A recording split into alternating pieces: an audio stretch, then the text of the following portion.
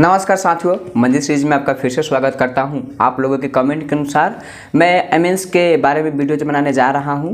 पिछला वीडियो में आपका बहुत ही अच्छा रिस्पांस आया था, आपका बहुत ही अच्छा सपोर्ट मिला था। आप लोगों ने काफ़ी उस वीडियो को शेयर किया था, जिसके कारण आज उस पर 1 के व्यूज़ क्रॉस कर गया है।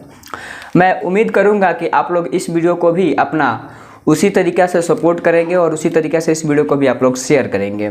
तो चलिए एमएनएस के बारे में हम लोग समझते हैं। इस वीडियो में हम लोग कंप्लीट एमएनएस के बारे में समझेंगे, एमएनएस का प्रिपरेशन कैसे किया जाता है और एमएनएस का केमिकल प्रॉपर्टीज़ क्या होता है। तो फर्स्ट हम लोग हेडिंग डालेंगे method of preparation of MNS. तो आप पेन और कॉपी ले लीजिए और हेडिंग डालिए method of preparation of MNS.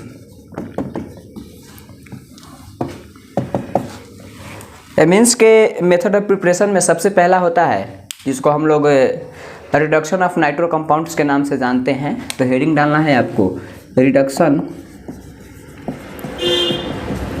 Of nitro compounds. देखिए, नाइट्रो कंपाउंड्स जितने भी होते हैं, अगर आप उसको किसी भी तरीके से रिड्यूस कर देते हैं तो रिड्यूस करने के बाद आपको एमीन मिल जाएगा। हम जानते हैं कि NO2 को कहा जाता है नाइट्रो कंपाउंड्स और एमीन के साथ NH2 लगा हुआ होता है, NH2।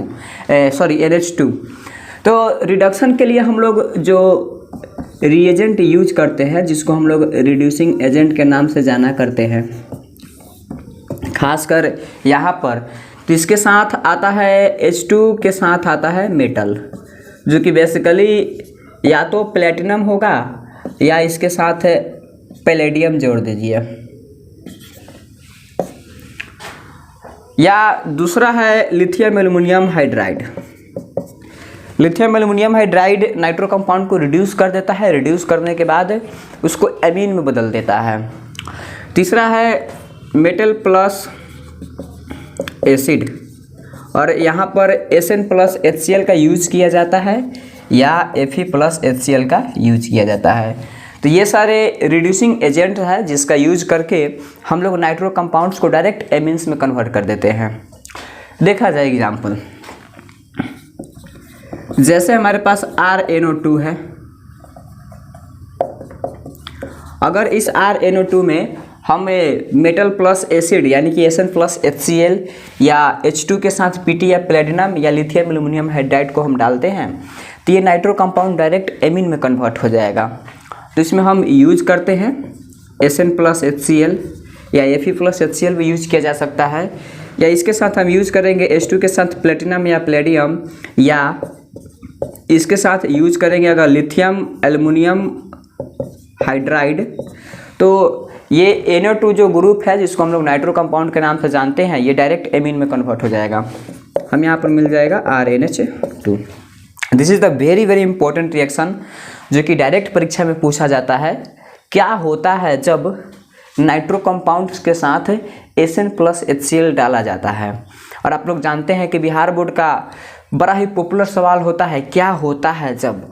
अगर अभी तक आप लोगों ने क्वेश्चन बैंक नहीं खरीदा है तो जाइए आप क्वेश्चन बैंक खरीदिए और वहाँ से जाइए और क्वेश्चन बैंक में जो क्या होता है वाला सेक्शन है उसको आप रीड करने की कोशिश कीजिए। पूरा का पूरा रिएक्शन इंटरमीडिएट से मैच करता है। रिएक्शन इंटरमीडिएट में ये सवाल बहुत ही इंपॉर्टेंट होता है कि किसमें हम क्या डालेंगे तो क्या बन जाएगा। तो यहाँ पर नाइट्रो कंपाउंड में अगर SN प्लस HCl या H2 के साथ PT, इसको रेनी निकल भी कभी कभी कहा जाता है, या लिथियम एल्युमिनियम हाइड्राइड डाला जाता है, तब वहाँ पर हमको एमीन मिल जाता है। तो सवाल हमारा होगा कि क्या होता है जब RnO2 के साथ SN प्लस HCl डाला जाता है। तो हमारा आंसर होगा कि एमीन बन जाता है, यानी कि RnH2 बन जाता है। This is the very very important question on the point of view Bihar board examination board, Bihar school examination board. तो बिहार बोर्ड का ये काफ़ी पॉपुलर सवाल होता है। अगला देखते हैं, यहाँ पर मान लेते हैं कि बेंजीन रिंग है हमारे पास। आप सब लोग जानते हैं कि इसको नाइट्रोबेंजीन कहा जाता है। जैसे ही नाइट्रोबेंजीन में हम लोग SN प्लस HCl डालते हैं या H2 के साथ प्लेटिनम या प्लेडियम डालेंगे या लिथियम एल्युमिनियम हाइड्राइड डालेंगे, तो बस इसका यही काम है कि नाइट्रो कंपाउंड को रिड्यूस करके उसको एमीन में बदल देना, बाकी कहीं रिएक्शन नहीं होगा। तो यहाँ पर एज इट इज सब रहेगा, बस ये नाइट्रो कंपाउंड रिड्यूस होकर के बन जाएगा amine. This is the first method of preparation of amine. I hope आपको समझ में आया होगा। आप या तो इसको स्क्रीनशॉट ले सकते हैं या आप लिख रहे होंगे तो काफ़ी अच्छा है।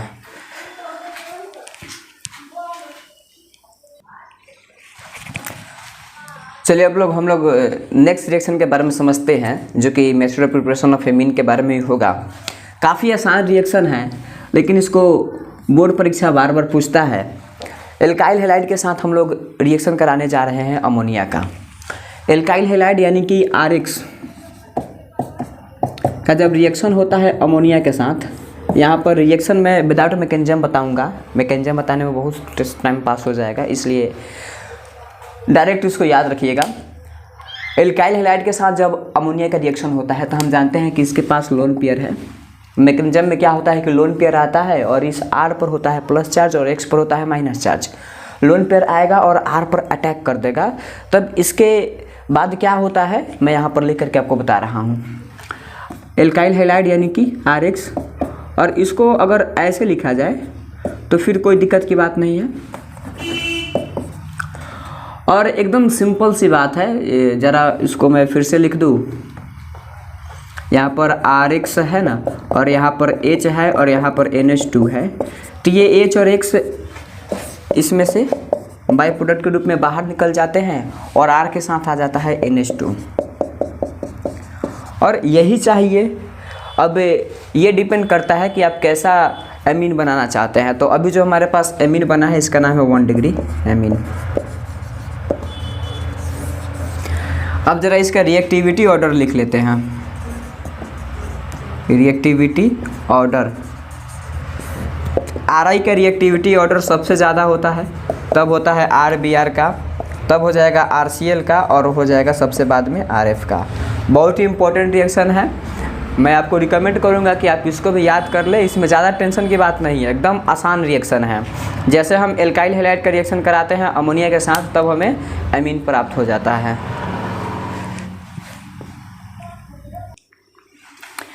चलिए अब हम लोग देखते हैं तीसरे विधि को, जिसके ज़रिए हम लोग एमीन्स को प्रिपेयर करते हैं। काफ़ी पॉपुलर नेम रिएक्शन है जिसका नाम है मेंडियस रिएक्शन। क्वेश्चन में उठा कर देखिएगा, बिहार बोर्ड का जरूर पूछा होगा, कभी ना कभी जरूर पूछा होगा। तब हम लोग का हेडिंग डालना है मेंडियस रिएक्शन।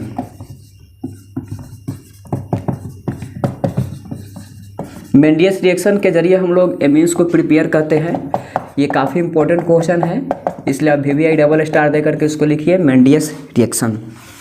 जहाँ तक नेम रिएक्शन की बात होती है तो नेम रिएक्शन जहाँ भी आएगा वहाँ पर हमको चौकन्ना होना होता है, क्योंकि नेम रिएक्शन से 4-5 सवाल जरूर पूछता है। ऑब्जेक्टिव अगर उठा लिया जाए 2022 का, तब वहाँ से नेम रिएक्शन समझिए कि आई थिंक जहाँ तक मुझे याद है और मैंने पेपर को एनालाइज किया था, वहाँ तक 8 से 10 सवाल पूछ दिया गया था नेम रिएक्शन से। तो काफ़ी नेम रिएक्शन पॉपुलर है मेंडियस रिएक्शन। इसके साथ क्या होता है कि नाइट्राइल को रिड्यूस कर दिया जाता है।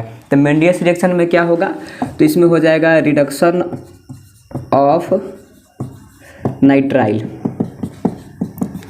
इसमें हम लोग नाइट्राइल को रिड्यूस करते हैं। देखिए एग्जाम्पल, हम लोग जानते हैं कि इसको कहा जाता है नाइट्राइल कंपाउंड, और अगर NC होता तो इसको आइसोसाइनाइड भी कहा जाता है, बट यहाँ पर केवल हम नाइट्राइल की बात करते हैं।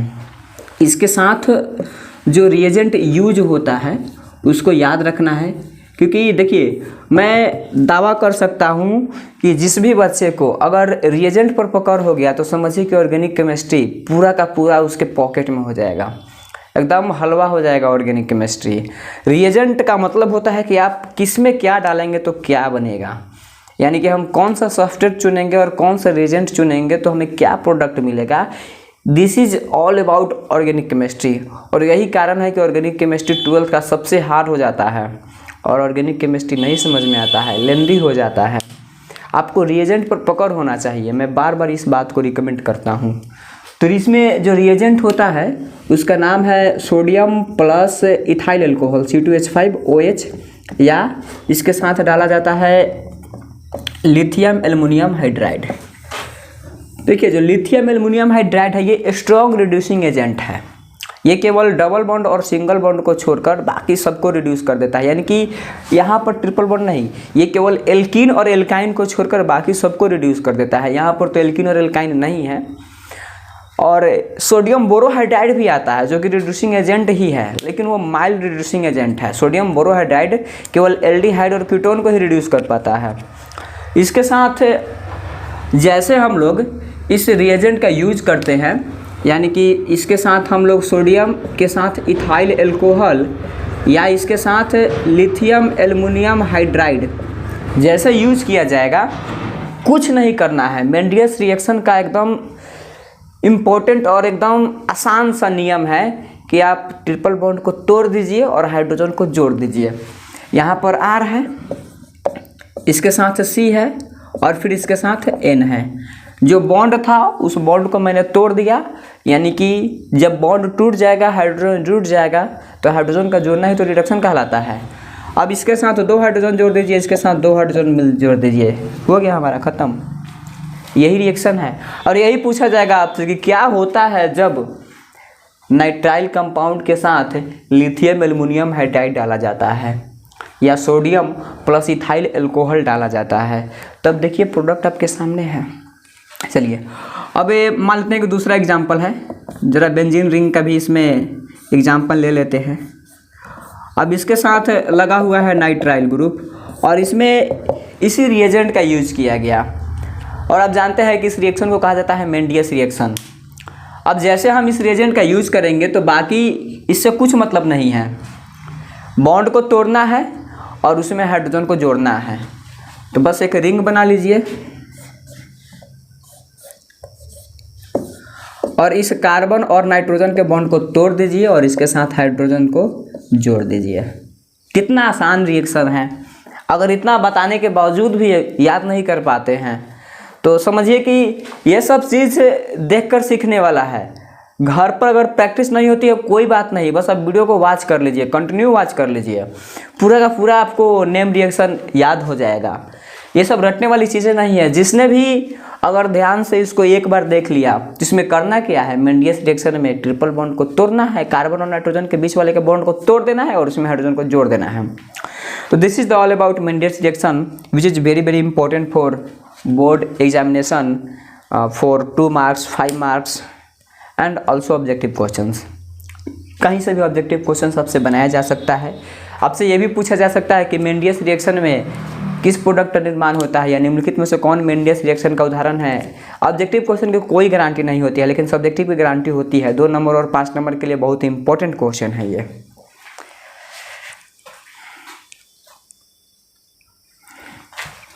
अभी तक हम लोगों ने 3 विधि पढ़ लिया है जिसके जरिए हम लोग एमीन्स को बनाए थे। चौथा विधि जो कि परीक्षा में पूछा जाता है, ऑर्गेनिक केमिस्ट्री की यही खासियत होती है। कोई किसी का मेथड ऑफ प्रिपरेशन होता है तो कोई किसी का केमिकल रिएक्शन बन जाता है, और सबसे ज़्यादा सवाल यही पूछे जाते हैं। और बच्चे फिजिकल प्रॉपर्टीज़ को ज़्यादा याद करते हैं। फिजिकल प्रॉपर्टीज़ तो खुद याद हो जाता है।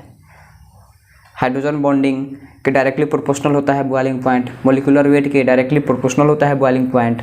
फिजिकल प्रॉपर्टीज़ याद करने वाली चीज़ नहीं है, याद करने वाली चीज़ है मेथड ऑफ प्रिपरेशन, समझने वाली चीज़ है मेथड ऑफ प्रिपरेशन। वो तो अपने आप याद हो जाता है, बस एक नियम पढ़ लीजिए, पूरा का पूरा फिजिकल प्रॉपर्टीज याद हो गया। इसमें हम लोग एमाइड ग्रुप को रिड्यूस करेंगे, तो हेडिंग डालिएगा आप लोग, reduction of amides. Amide groups को जैसे हम रिड्यूस करते हैं तब हमें एमीन्स मिल जाता है। और आप लोग जानते हैं कि जहाँ जहाँ पर रिड्यूसिंग एजेंट की बात आएगी वहाँ पर लिथियम एल्युमिनियम हाइड्राइड सबसे आगे चला जाएगा। लिथियम एल्युमिनियम हाइड्राइड केवल एल्कीन और एल्काइन को छोड़कर पूरे केमिस्ट्री में सबको रिड्यूस कर सकता है। कह सकते हैं कि लिथियम एल्युमिनियम हाइड्राइड सबका बाप होता है। अब ज़रा देखते हैं कि एमाइड ग्रुप कैसा होता है। एज यूजुअल आपको पता होगा कि RCONH2 को एमाइड ग्रुप कहा जाता है। जैसे इसमें हम लोग लिथियम एल्युमिनियम हाइड्राइड का यूज करते हैं in the presence of water. मैं यहाँ पर मैकेनिज्म तो नहीं लिख सकता हूँ, मैकेनिज्म लिखने में कोई बात नहीं है, लेकिन वीडियो बहुत लंबा चला जाएगा। अभी आप पढ़िए ताकि आपको नंबर मिल जाए, नॉलेज के लिए पूरी ज़िंदगी बाकी है। RCONH2 और इसके साथ जैसे हम डालेंगे lithium aluminium hydride in the presence of water, कुछ नहीं करना है, बस इस बॉन्ड को हटा देना है। यहाँ पर हो जाएगा R और यहाँ पर इस बॉन्ड को हम हटा देंगे, यानी कि ऑक्सीजन को हटाना और हाइड्रोजन को जोड़ना ही तो रिडक्शन कहलाता है। अब इसके साथ आ जाएगा CH2 और इसके साथ आ जाएगा एमीन, ख़त्म। यही है रिडक्शन ऑफ एमाइड्स, काफ़ी पॉपुलर रिएक्शन है। यही आपसे पूछा जाएगा क्या होता है जब एमाइड्स में लिथियम एल्युमिनियम हाइड्राइड को डाला जाता है, तो क्या हो जाएगा, 1 डिग्री एमीन बन जाएगा। अब हम लोग नेक्स्ट टाइप के रिएक्शन के बारे में हम लोग समझेंगे, जिसका नाम है गैब्रियल थैलेमाइड सिंथेटिक रिएक्शन। काफ़ी पॉपुलर नेम रिएक्शन है और इसका क्या क्या तरीका होता है, थोड़ा सा कॉम्प्लिकेटेड होता है, ये बच्चों को परेशान करता है, लेकिन मैं कोशिश करूँगा कि उसको काफ़ी शॉर्ट तरीके में बताऊँ। आप केवल वीडियो को वॉच कर लीजिए, आपको कंफर्म है कि आपको याद हो जाएगा। हेडिंग डालिए आप गैब्रियल थैलेमाइड रिएक्शन, या इसको गैब्रियल थैलेमाइड सिंथेटिक रिएक्शन भी कहा जाता है। थैलेमाइड का जो स्पेलिंग है ना, बड़ा खतरनाक है, लगता है कि THALIMIDE होना चाहिए, लेकिन देखिए कितना खतरनाक स्पेलिंग है, PH है। अक्सर जब लोग केमिस्ट के इंटरव्यू के लिए बड़े बड़े कंपनियों में जाया करते हैं, जितने भी भारत में या विदेशों में जितने भी बड़ी बड़ी कंपनियां हैं जो कि केमिस्ट के कामों को करती है, ड्रग सप्लाई करती है, दवा सप्लाई करती है, अगर उस कंपनी में इंटरव्यू देने जाते हैं तो वे लोग अक्सर ऐसे ही सवाल पूछते हैं। वो डायरेक्ट आपसे पूछ लेंगे कि थैलेमाइड का स्पेलिंग बताइए। अब जो पढ़ कर गया है, जो एकदम सीरियसली जानता है कि थैलेमाइड का स्पेलिंग क्या होता है, बता देगा, लेकिन जो सिचुएशन के अनुसार जाकर के प्रेशर को हैंडल करने की कोशिश करेगा, तो उसके सामने अगर थैलेमाइड रखा जाएगा तो सबसे पहले एज यूजुअल वो PH को हटाकर ही बोलेगा। बड़ा ही खतरनाक स्पेलिंग है, याद कर लीजिएगा इसको। इसमें डायरेक्ट मैं आपको बताता हूँ कि सब्सट्रेट क्या होता है, रिएजेंट क्या होता है। तो इसमें देखिए बेंजीन रिंग लिया जाता है, C⋯O और फिर यहाँ पर हो जाएगा C⋯O और ये भी नाइट्रोजन से और ये भी नाइट्रोजन से, और यहाँ पर होता है हाइड्रोजन। इसको कहा जाता है थैलेमाइड।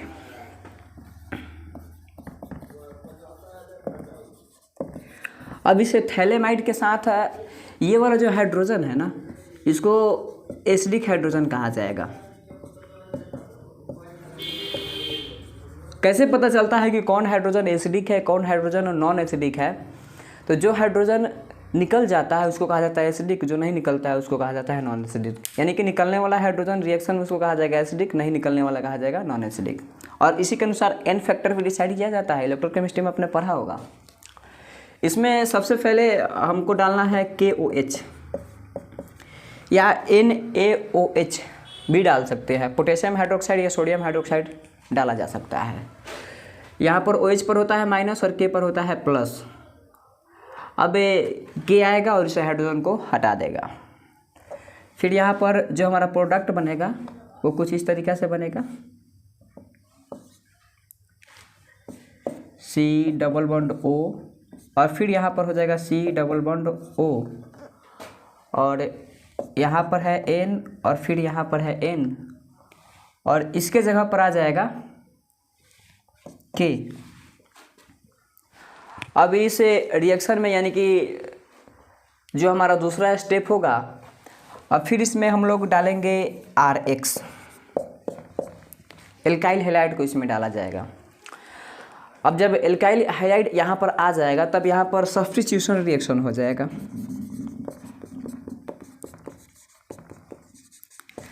सोडियम के ऊपर प्लस चार्ज होगा और इसमें R के ऊपर होगा प्लस चार्ज। ये R जाएगा और इस K को सब्स्टिट्यूट कर देगा। और सब्स्टिट्यूशन रिएक्शन दो प्रकार के होते हैं, एज यूजुअल 3 प्रकार के होते हैं टोटली, लेकिन यहाँ पर आपको 2 ही प्रकार समझना है। SN तो JEE एडवांस के सिलेबस में है, आपको केवल SN1 और SN2 समझना है। यहाँ पर सब्स्टिट्यूशन रिएक्शन हो जाएगा। सब्स्टिट्यूशन में क्या होता है कि एक न्यूक्लियोफिल आएगा दूसरे न्यूक्लियोफिल को हटा देगा, या एक इलेक्ट्रोफिल आएगा दूसरे इलेक्ट्रोफिल को हटा देगा, तो इसको कहा जाता है सब्स्टिट्यूशन रिएक्शन। यहाँ पर R जाएगा और इसको हटा देगा।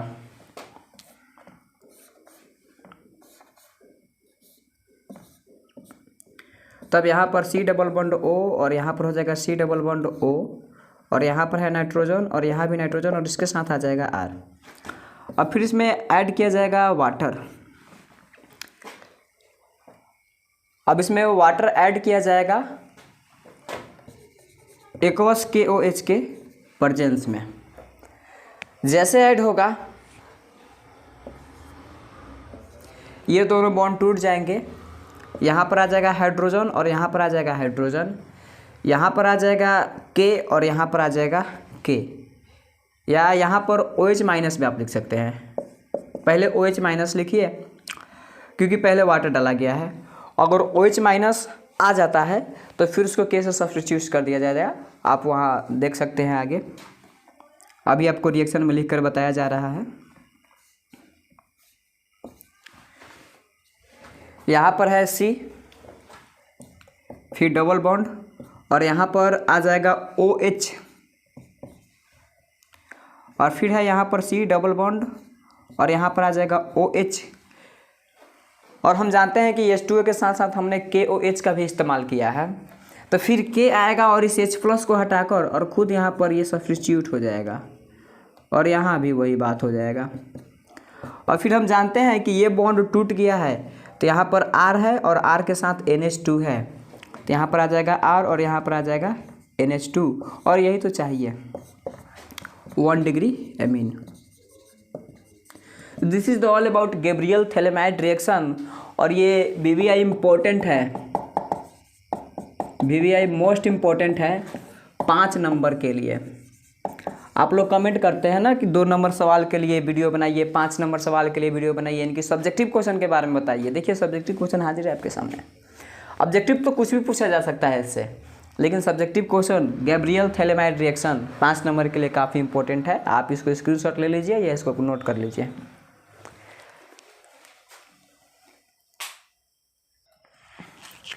चलिए अब हम लोग नेक्स्ट रिएक्शन को समझते हैं, जिसका नाम है हॉफमाइड ब्रोमामाइड डिग्रेडेशन रिएक्शन। आप लोगों ने कहीं ना कहीं क्वेश्चन बैंक में देखा होगा, पॉपुलर है, क्योंकि जितने भी पॉपुलर रिएक्शंस हैं मैं उसी को यहाँ पर ले रहा हूँ, जो कि बोर्ड में पूछने की ज़्यादा चांसेस होते हैं। हेडिंग डालिए हॉफमान ब्रोमामाइड डिग्रेडेशन रिएक्शन। शॉर्ट में इसको कहा जाता है HBDR, हॉफमाइड ब्रोमामाइड डिग्रेडेशन रिएक्शन। इसमें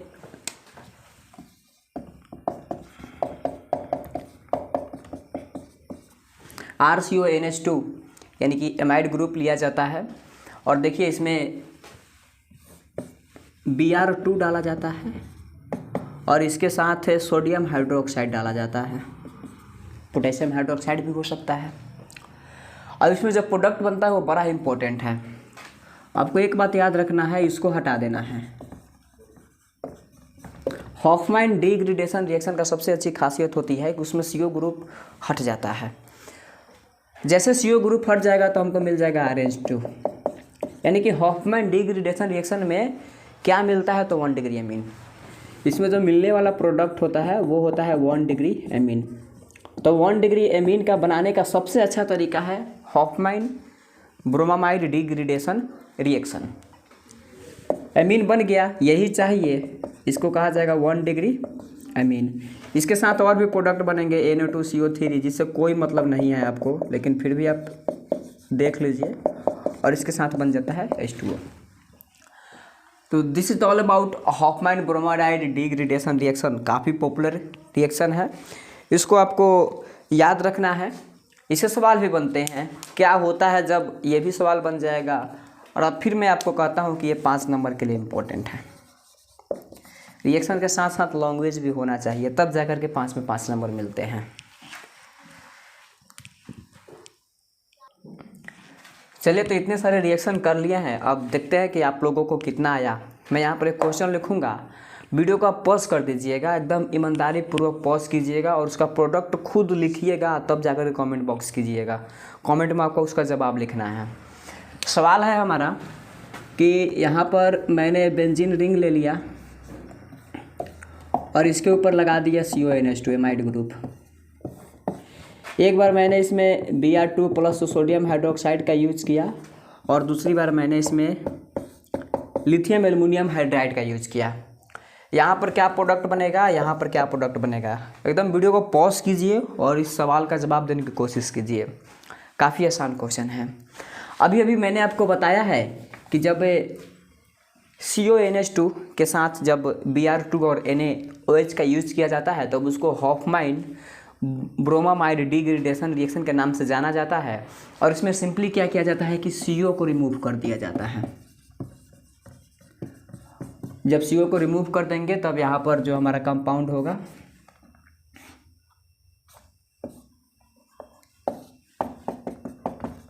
इस तरीके से बन जाएगा, जिसका नाम है एनिलीन। कितना आसान रिएक्शन था, बस समझने का फेर है। अगर वीडियो को एकदम ध्यानपूर्वक देखते हैं तो रिएक्शन याद हो जाएगा। तो यहाँ पर हो जाएगा एनिलीन। अब लिथियम एल्युमिनियम हाइड्राइड है। मैंने आपको बताया था कि एमाइड ग्रुप को रिड्यूस करके एमीन का निर्माण किया जाता है, जिसमें हम लोग लिथियम एल्युमिनियम हाइड्राइड का यूज करते हैं। ये CO को क्या कर देगा, तोड़ देगा और इसके जगह पर हाइड्रोजन को जोड़ देगा। क्लियर है, रिएक्शन खत्म। तो यहाँ पर आ जाएगा C, ऑक्सीजन का डबल बॉन्ड टूट जाएगा और यहाँ पर आ जाएगा CH2 और यहाँ पर आ जाएगा एमीन। इसको कहा जाता है फिनाइल मिथाइल एमीन। काफ़ी आसान सवाल था और इस तरीके के सवाल को करने से आपका खुद कॉन्फिडेंस बूस्ट अप होता है। और ऑर्गेनिक केमिस्ट्री की यही खासियत होती है, जितना आप पेन चलाइएगा उतना ऑर्गेनिक केमिस्ट्री आपका होगा। ऑर्गेनिक केमिस्ट्री में अगर पेन नहीं चलाते हैं, वीडियो को ऐसे ही देखते हैं, ऑर्गेनिक केमिस्ट्री आपको समझ में नहीं आएगा। मैं लिख कर देता हूँ इस बात को। ऑर्गेनिक केमिस्ट्री को समझने के लिए पेन का चलाना ज़रूरी होता है। आप जितना कलम चलाइएगा, मैं ऐसे ही यहाँ पर आकर के रिएक्शन को लिख रहा हूँ तो इसके पीछे काफ़ी मेहनत है। एक ही रिएक्शन को, एक ही चैप्टर को कितना बार पढ़ा गया है, 100 बार, 200 बार, 500 बार पढ़ चुका हूँ, तब जाकर थोड़ा बहुत ये रिएक्शन लिख पाता हूँ। और काफ़ी बार मैंने पेन चलाया है, काफ़ी रफ पेपर, बोर्ड पर काफ़ी प्रैक्टिस करने के बाद ये सब आ पाता है। अगर आप थोड़ा सा भी पेन नहीं चलाओगे तो फिर काफ़ी दिक्कत होगा और ऑर्गेनिक केमिस्ट्री आपका वीक का वीक ही रह जाएगा। आप 12th पास भी कर जाओगे, उसके बाद भी ऑर्गेनिक केमिस्ट्री आपका वीक रह जाएगा। तो ये मौका है, आप पेन और पेपर लेकर बैठिए, जो भी रिएक्शन लिखा जाए आप उसको साथ साथ लिखने की कोशिश कीजिए।